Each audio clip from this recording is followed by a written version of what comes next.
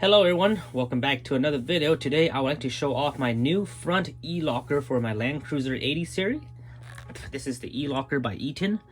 The part number is 14211. This fits 8-inch Toyotas. There's a variety of vehicles that this will fit on: FJ Cruiser, 4Runner, Land Cruiser. If you type in the part number and do a quick Google search, it will show you all the vehicle that it fits. So this is for the front of the 80 series only. I'm gonna show you guys the locker, and we're gonna go over the harness real quick. Just a quick rundown so you guys know what's included.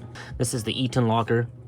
It comes with the plug, female plug right here, and then this right here, you have to drill your differential. This will come out. Once this pops out, you can go ahead and plug that in.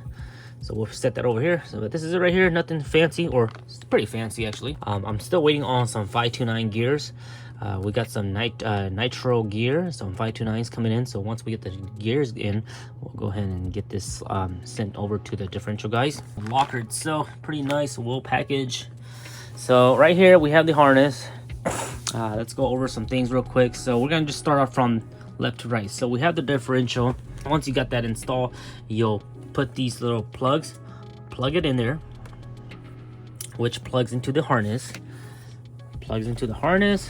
Now this harness wire, guys, it's pretty long. I didn't measure the actual wire itself, but it's long enough to fit, like, you know, from the front of your hood and go all the way back to the rear end.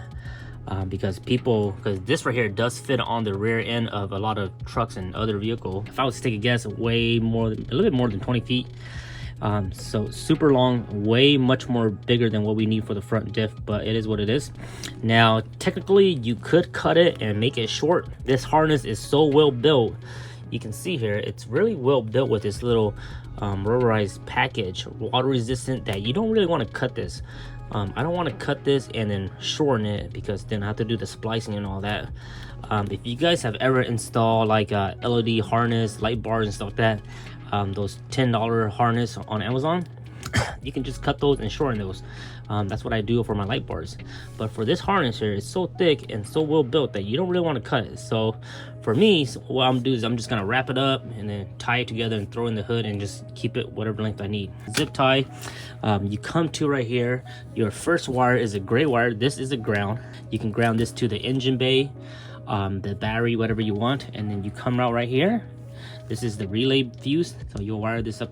You just tap this into the hood, anywhere you can mount it on. Two wires. The first wire is the red wire. This red wire connects with this red block right here. So there is a difference. There's a copper and a silver. This goes to the silver, and the other end goes to the battery post, so it goes to your hot battery. So that's done with, and then you can mount this onto the engine bay as well. So that's the harness, that's the power source. And then you have your signal wire, your 12-volt, and then all these little baggies that comes with it. It has like the end connector. So that's a connector. That's a connector right there. You can use theirs, or you can use whatever you want. For this piece here, this is a butt splice. I'm probably gonna go ahead and solder it together and then heat shrink it. I'm not gonna use that right there. So this right here comes out to your switch. So this is the switch right here. The switch, you can unplug it. So I have the switch removed already, because I have that installed into my vehicle already. And then I'll show you guys the switch later, but you can remove the switch. It's a 2-piece switch. You can just press these 2 tabs and that switch will pop out. But the switch will go in there, and then on your switch you have another black wire or gray wire that goes to a ground. You will ground this to your dashboard. So inside the dashboard, under your kick panel, whatever the case is, you'll ground that.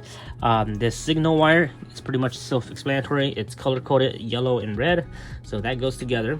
Now this yellow wire is pretty long as well, and I think I might not need it this long. So once I have it all set up, I'm probably gonna go ahead and shorten this.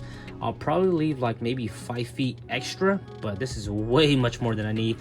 I pulled it out yesterday, and I think this is like at least 15 or even 20 feet long. Don't know why it's so long, but hey, it is there for you. I'm probably gonna shorten that, just make it cleaner.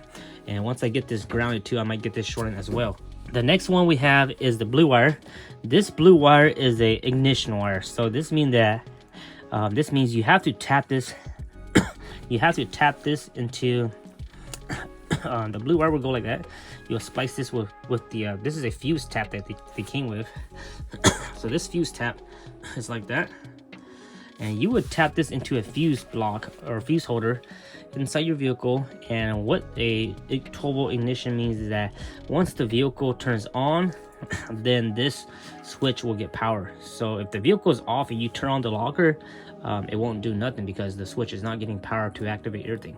So that's ignition. So your switch, you have ignition, 12-volt, signal wire, ground wire, power to the battery, another ground wire, fuse relay. Just mount that into your engine bay and then down to your diff. Now, one thing that I will have to do is that this fuse block, this fuse tap right here, you can see here, it's made for the smaller fuses. In the 80 series, it uses the bigger fuses. So I went on Amazon and ordered a fuse tap which uses the bigger fuses. So I will have to change this fuse out. So make sure you guys check that out depending on what you have with your vehicle. But that's pretty much it. Comes with the instruction books, all that stuff. This right here says that the hole for your differential, you want to drill a 1/2 inch hole. So a 1/2 inch to fit this right here. So that's pretty much it right there.